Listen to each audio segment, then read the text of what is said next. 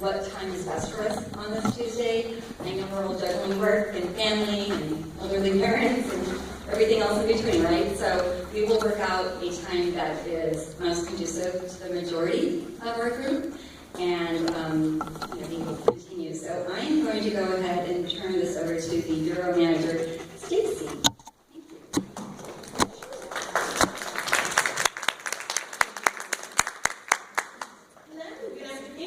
So I'm very excited to share with you some of the things that we're working on at Animal Services. I want to give you an update to tell you what our progress has been and kind of where we're going. Best laid plans, though, right? So the first couple of bits of exciting news I want to share is that we have a full-time volunteer adoption coordinator. Yay! So this person has been tasked with developing some job descriptions for our volunteers, specifically for adoptions, on site at the shelter and off-site. So we hope to launch our volunteer recruitment by May 1st. So that's an aggressive date, but we're confident we can get there. The next exciting thing I'd like to share with you is that we're in the process of finalizing our full-time veterinarian. So we're very, very happy about that.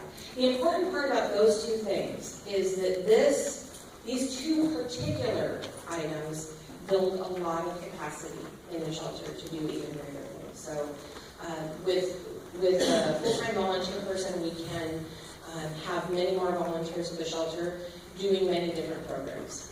So that is a really important foundational part of that. And then the important part with having a full-time vet caring for the animals is we can have a more comprehensive medical care program.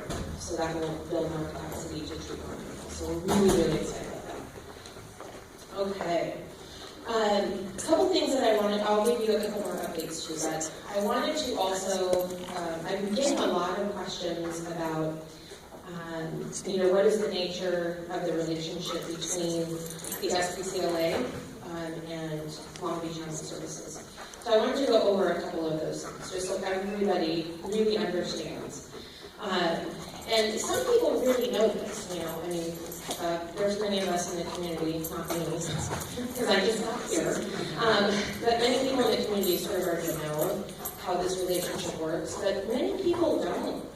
Many community members, staff members at the shelter, even some people in government don't quite understand the nature of this relationship. So first I think it's important to know that it started back in 1998, and it is a landlord-tenant relationship. So basically what the SPCLA did was they leased land from the city for the purposes of developing the village, right? All of those buildings. And then what they did is they leased back part of that property to the city. There is rent, it's nominal. Really nominal. It's almost, they pay $120 a year and we pay them $60. So it's symbolic, really, more than anything. The next part of that relationship is that the city pays 50% of the operating costs for the leased back premise where we live. And then 50% of operating costs for the common areas. So the operating costs for the SPCLA is borne by the SPCLA, so we don't necessarily pay for that. There are a few terms in the agreement, but not many. They're really few and far between. They're mostly just sort of establishing this financial transaction.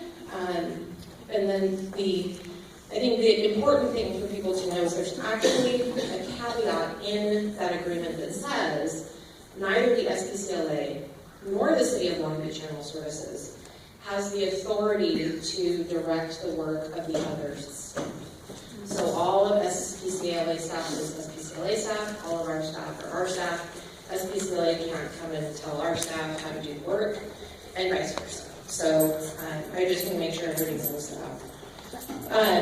SPCLA is a non-profit animal welfare group. They have some animal control contracts, and then they also run another off-site facility. Long Beach Animal Services is a municipal animal control group, right? So what we do is we take in stray unwanted animals from the jurisdictions where we enforce laws. We have the authority to enforce state law as well, to investigate incidences of cruelty. What else can I tell you? Both of our agencies have the authority and autonomy to operate our programs and run our premises the way we see fit. So I want to make sure everybody knows that. All right. So I think a lot of the confusion has come because we're going through growing pains, and Long Beach Animal Services has for the last 5+ years. For the last 5+ years, Long Beach Animal Services has purposefully tried to run a life-saving program, right? Where the focus has not just been catch and kill, but to actually find placement for animals. And that was not the focus, 10 years ago. But that also was not the focus for any animal control group. So this is an evolution of the animal welfare field. So I just want to make sure everybody understands that. Now, because of that, we're going through some growing pains. We've attempted to run these life-saving programs, and there have been unintended consequences to that, right?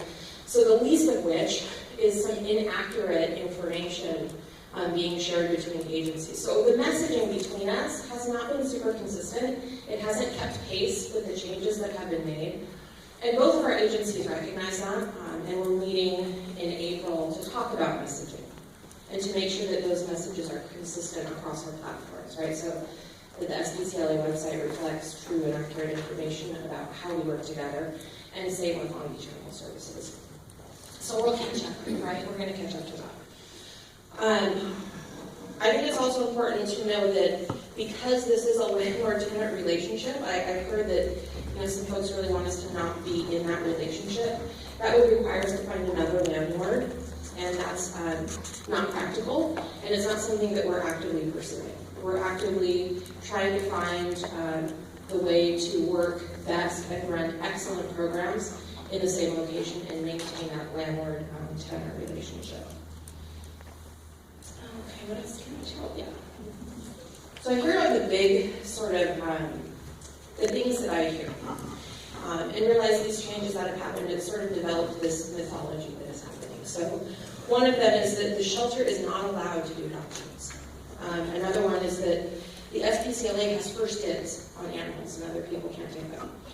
And then I think maybe the most persistent one is that the shelter can't put up signs.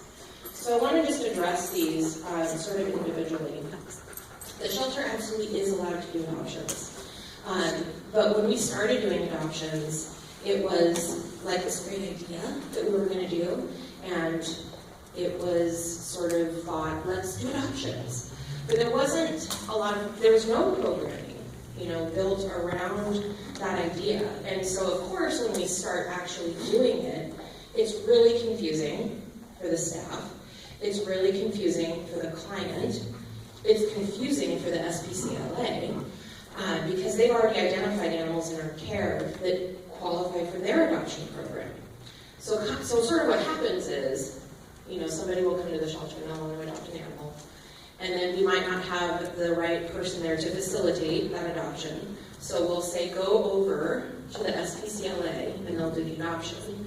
And then they go over to the SPCLA, and then that person is like, what are you talking about? I don't know what you mean. Because that's an animal that we would adopt out. And then they proceed to tell them all the reasons why we would adopt it. Oh, it's aggressive, or it's sick, or it's got all these issues, right? So now this person is feeling like the SPCLA is telling them you shouldn't adopt this animal.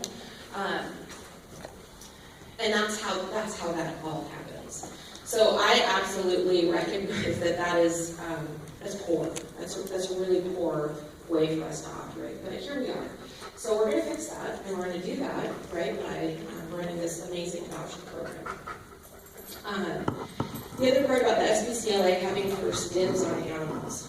We sort of have got ourselves into this way of operating. It's not an agreement. Like, nobody ever said, you get first dibs on animals and nobody else can take them. It's sort of like we weren't operating great as a life-saving program. We had great ideas and lots of ambition and a lot of really willing people with not a lot of structure. So when SPCLA, when we were not running those life-saving programs, they would come and take those animals that we were going to probably kill. That was great for us. We're like, absolutely, take them. Yes, please take them. That's less animals for us to have to put down, right? But now that we're trying to save all these lives, it just so happens that the animals that they wouldn't normally take are now still at the shelter. And I'm dead and in a barrel. Now we see them, and now they stay, and now they need help, right? That's not the fault of the SPCLA. It just is how we are, right? So, SPCLA doesn't have kids on animals. It just made our operation a lot easier. And of course, when you just do something for a long time, it's just how it is, year after year after year, people get used to it, and so the mythology develops. So that's what's going on there. The shelter's not allowed to put up signs. We are allowed to put up signs. We absolutely can put up signs. Our signage needs to make sense with the rest of the campus, and we need to have a signage plan. It's not a great idea to just kind of slap signs up. And because we now have this adoption program, or this idea behind the adoption program, what we need in signage is really different than what we needed 10 years ago. So we have a lot of different needs. Part of this adoption program, many of you are aware that we have measure aid money, right? About $300,000. It's going to help us put some appropriate adoption facilities in the shelter, right? So people can go and have a good environment to do their adoption. And along with that will be signage, right? There will need to be wayfinding in this way to do the adoption. So I'm very concerned that what we do has a plan, and that whatever we implement can take root and can flourish. So I'm not going to be slapping signs up everywhere. I'm going to make sure that what we're doing is conscientious and that it makes sense. And not just for us, but for everybody. Okay. Let me tell you about some of the other things that we're working on at the shelter. So I'm still in the process of listening to all of our volunteers and staff, as well as many advocates in the community to understand what their experience is of our shelter. How do you experience the shelter when you come to us? What's your feedback about that? I'm asking the staff, how can I support you in your role? How can I support your team? What are some things that I might do that would be really upsetting for you? So I'm almost done. I only have like 5 or 6 more people to go on staff. So that has been a really important part of me understanding Long Beach, the shelter, its history, and what's going to work and maybe what's not going to work. So it's been time well spent. We had a rescue town hall meeting on March 15th, where we invited our rescue groups to come and sort of do the same thing, right? Like, tell us what's working, tell us what's not working. What do you need from us if we're going to be communicating with you about animals that need rescue? How much time do you need? How should we be communicating with you? So that was really great. And the purpose of that meeting was to develop agreements for the rescue groups so that we can operate really efficiently and to make sure that animals are not staying in the shelter and languishing, but they're getting on to their next great adventure. We are developing policies and procedures with, so it's the